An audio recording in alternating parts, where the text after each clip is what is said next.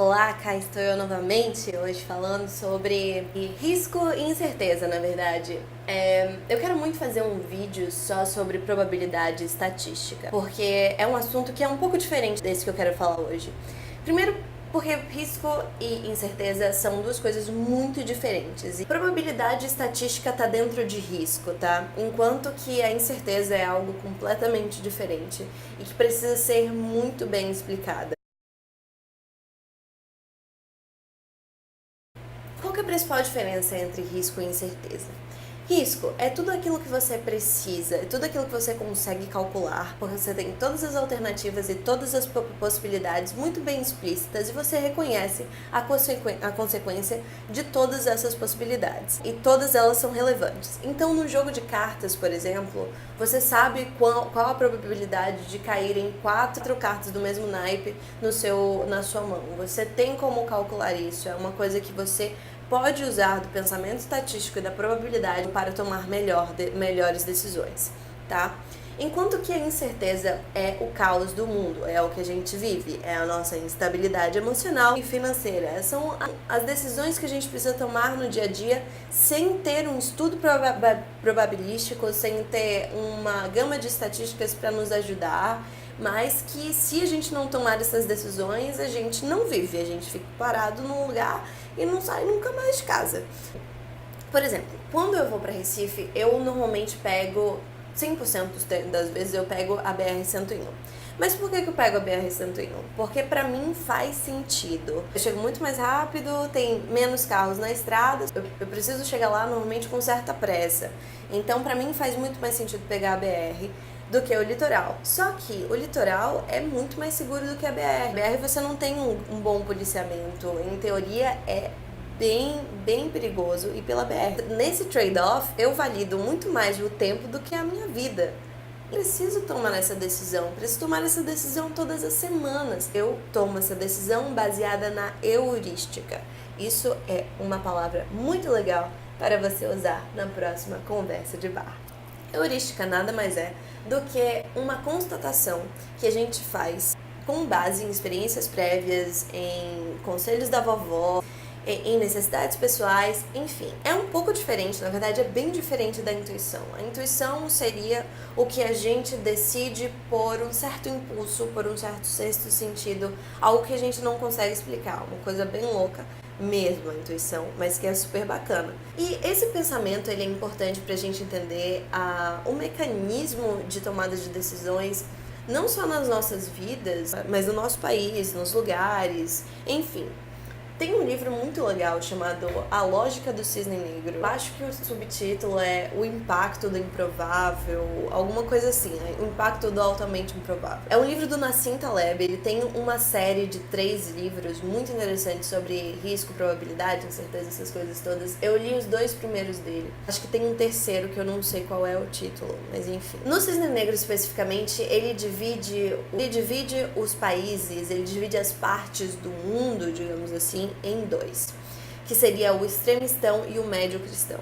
O médio cristão é aquele lugar onde não tem eventos de impacto, onde as coisas acontecem como planejado, onde a qualidade de vida normalmente é algo mais estável. É a Dinamarca, são os países nórdicos, é aquele lugar que os brigadeiros no céu. E o extremistão, por outro lado, é o caos, é o imprevisível, é a política absurda, é a Anitta no Vidigal, é o Brasil, é a Síria, é um lugar que você não tem como prever os acontecimentos, porque não há tanta estabilidade. Um lugar que você exige de outro pensamento para sobreviver melhor. Assim, Taleb, você precisa usar 2 lógicas diferentes para conviver nesses lugares.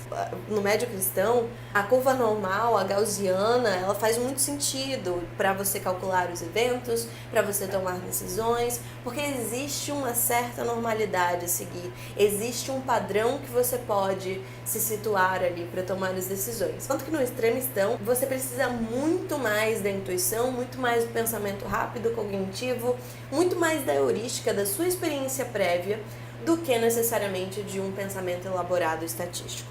Em cima disso, ele ainda faz uma crítica diferente à forma como a gente ensina as pessoas nos dois lugares e como essas formas deveriam ser diferentes. Um lugar como o médio cristão faz muito sentido você ter um estudo progressivo, de pesquisa, de lógica, de pensamento lógico a longo prazo, digamos assim, que você precisa angariar muito conhecimento, entender muito de muita coisa para tomar uma decisão.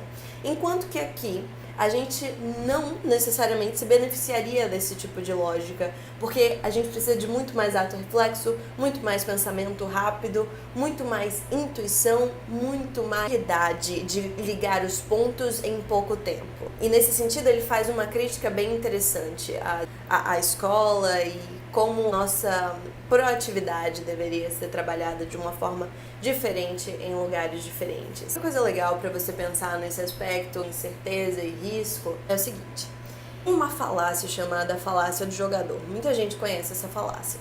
E o que ela é, basicamente? Basicamente aquela ideia da mão quente, que se um jogador acertou 5 gols seguidos, quer dizer que ele vai acertar o sexto.